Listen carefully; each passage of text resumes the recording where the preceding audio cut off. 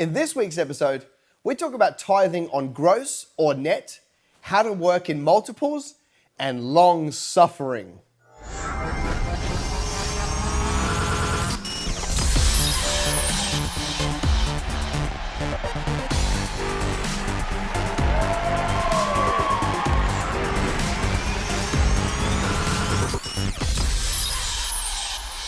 Hi, and welcome to episode 38 of Business Greenhouse TV. We've got a lot to cover. Let's get straight into it. Paul, what's our first question? Scott Redmond asks, should we tithe on gross or net?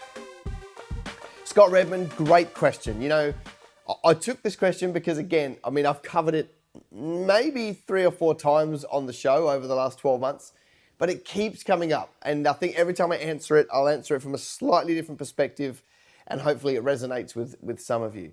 So tithing, should it be on the gross? Should it be on the net? How do we manage this thing and so forth? First and foremost, I think we've got to do a bit of a history lesson, because tithing is a contentious issue for a believer. So I'm going to give you my 2 cents.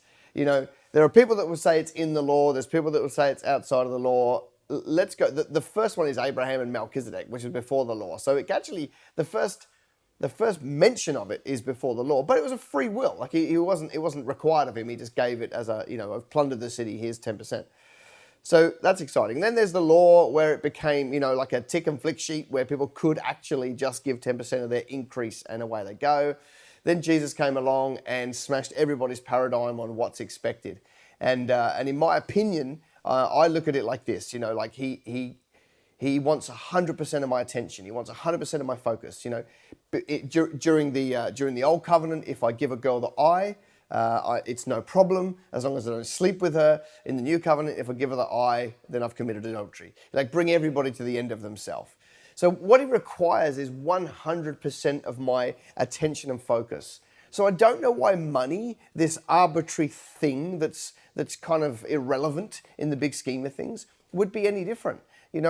So the way I look at it is, it's not 10% his and 90% mine in the new covenant. It's 100% his, and I get to steward 100% of the money that he gives me according to what I think he wants me to do with it, okay? So it's all his. We are just stewarding it for the time that we have it.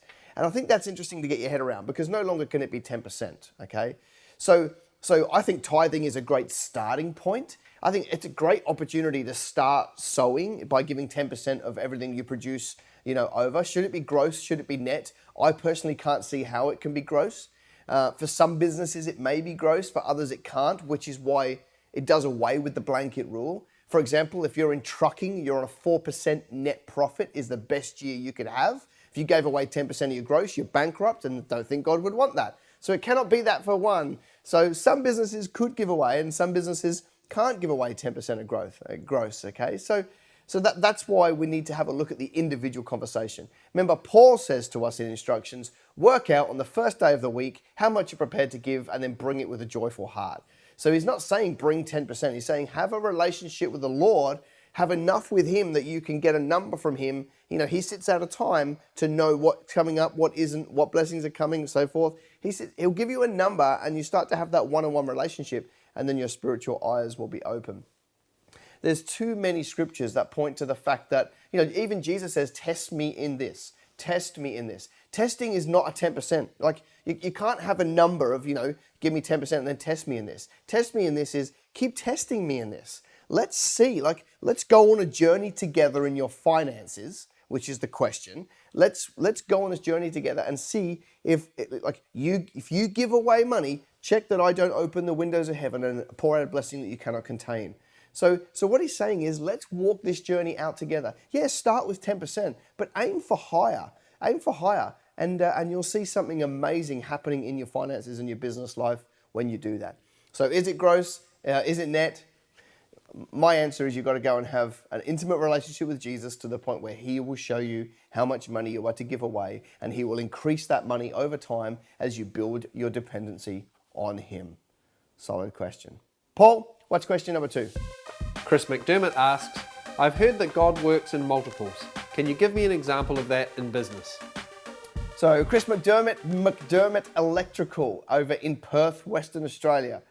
Such a legend of a guy. All right, so so obviously, if as we read through the Bible, every single time we read about something, God created everything to work in multiples, not fractions. Okay, let me give you an example. The way he produced corn head. One seed, one kernel hits the ground, it grows up, it's got, 30, 40, corn heads on the top. One of those it produces into 40 more. He sends people out 2 by 2. The human body starts as 2, the swimmy one and the round one, they become 4, 8, 16, 32, they produce a human body.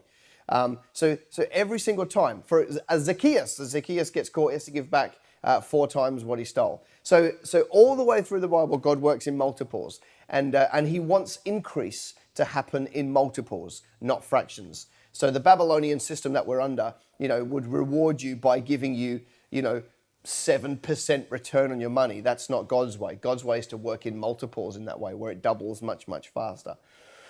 So that's all the way through the Bible. That's generic Bible talk, is multiplication. How does it apply to business? It's very wide. Obviously, the most obvious one is your business doubled from one year to another. That's a very obvious sign of multiplication, and one that we should be going for, especially in the early years. The bigger the business, the harder it is to double. If BHP were to double this year, they'd fall apart because it's just too much too soon. If BHP were to get a 5% increase, that would be the best year. But when you're in small business, if you're doing 100 grand a year, you can go to 200 grand a year. Or if you're doing 1 mil, go to 2 mil. And that's quite an achievable amount. But there are some other indicators. Number of customers would be another one. Starting to pick up customers at double the rate that you were. Okay. Staff members. You had 2 staff and now you've got 4 staff because you're busier. You're working in multiples. Okay. Forward orders. You used to have 100 grand's worth of forward orders. Now you've got 200 grand's worth of forward orders. You're working in multiples. Okay. So there isn't one metric. You've kind of got to look in your business and see what God's moving on to start to do that. And you will start to see it if you look for it, Obviously, money is a great one if you're doubling the revenue of the business, but it doesn't have to be that obvious. You can see God moving in multiples in your business in other areas, in your staff, in your activity, in the fleet of vehicles, for example, because you only bought them because business is, getting bigger and about to go bigger. So you can look everywhere around your business and start to see those multiples working in your business. Number of happy clients was, 90%, now it's 100%. Great, so you're growing. So really, I guess that's what I mean. You have to have the eyes out to be able to see. The obvious ones are revenue, staff, customers, and things like that. So that's where you want to be looking. Now, I want to answer a question that you didn't ask. How do you speed up the process of working in multiples? Well, I reckon it goes along the lines of this. All the way through the Bible, we read about men and women who are on assignment. That's just our word. That's not their word. Sent from heaven to complete a task. And they either did or they didn't. And sometimes, in the case of Jonah, he didn't, then he did. So they're all on assignment from heaven to complete a specific task that God gave to them to go and do. My own personal opinion is we all have one too. We all have one too. That's why I'm in front of this camera. The assignment on my life is to train up thousands of Christian entrepreneurs so that we can use the collective smarts of all of those businesses and the collective pulling power and focus in one direction with one vision and start to take on bad policy and lobby and such a thing. And we can start to bring back godly culture, which we don't really have too much of now. So how do we do it? Well, I think that the best way that you can get multiples and favor, if you like, onto your life, onto your business, and start to see those multiples is by doing your assignment, doing the thing that God's called you to do. Now, it's for everybody, it's different. It's as different as their thumbprint. With some people, it's building orphanages. For some people, it's helping widows. For some people, it's working with people who are depressed or high net worth individuals. There are a million needs in the world. And if we all did the need that God put on our heart, all those needs would be fulfilled. So you got to start to spot multiples, and the way that you work is to do your assignment, and you're basically drawing in the favor of God because you're doing the task He assigned you to do, and then you'll start to see even more multiples grow in your business. Chris, solid question. Let's go to Word of the Week.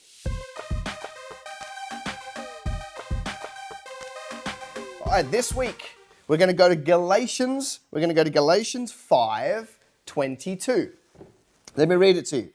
And this has been a beautiful Sunday message. I reckon this would have been preached on, I don't know, like 3 million times in the last few years around the world. It goes like this. But the fruit of the Spirit is love, joy, peace, patience, kindness, goodness, faithfulness, gentleness, and self-control. Let me read them again because there's some good stuff in there. The fruit of the Spirit is love, joy, peace, patience, kindness, goodness, faithfulness, gentleness, and self-control.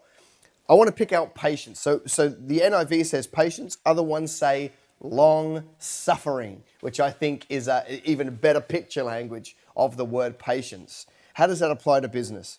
Well, see, the fruit of the Spirit, the fruit of having the Spirit in you is those things there. But long suffering, you can't shortcut long suffering. It's called long suffering. So for the business person, I'm like, because this is counterculture to today's world, where we're supposed to have everything in 5 minutes, where we give a half a go and then we chop and change and we do something different. Where society tells us that success is a straight line and it's easy and you just got to do these 1, 2, 3, 7 things and you'll get there. It's not what the Bible says. The fruit of the Spirit, one of them is long suffering. So if you're in business right now and you feel like you've been treading water, or you feel like you're banging your head against the wall, or you feel like you're putting in all this effort and going nowhere, it's a fruit of the Spirit, because in that time it builds character inside of us. Okay? So if you're going through that right now, stop questioning why and start understanding that it's so that it can build something in you. If you've been through that and look back and go, Lord, why did you take me through that? It's so that He can build character in us. Just like we wouldn't give the keys to the kingdom to a teenager because it's bad for them, all of our wealth, all of our assets, we wouldn't make that our teenager the CEO of our company, having not worked in the business and not trained and not been skilled, because that would be dangerous for them. It's the same with God. He wants to build that character in us, which is why I say, if you're in business, keep going. You've got to build in that internal fortitude and that long suffering to build the character. Because in my experience, the people that seem to be going round the mountain instead of climbing the mountain, when they look back over a period of time, they are better people for it. They have internal fortitude. They have a perspective of God. They've been driven to their knees to be more intimate with God. They have more love for other people around them than they did at the start. And all of that is building inside of us the internal fortitude, the character that is going to stand us the test of time when we do finally go up the mountain and we start to see those gains and those increases.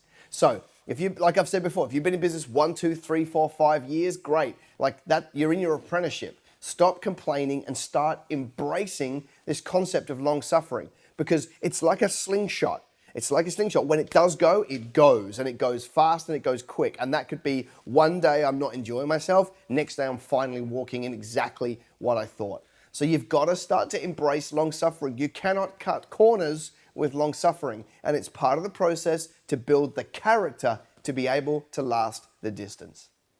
That's the end of this show. I'll see you next week. Bye for now. Hey, thanks for watching. If you enjoyed this show, why don't you subscribe by hitting the subscribe button, and then you'll get all the alerts of the future shows.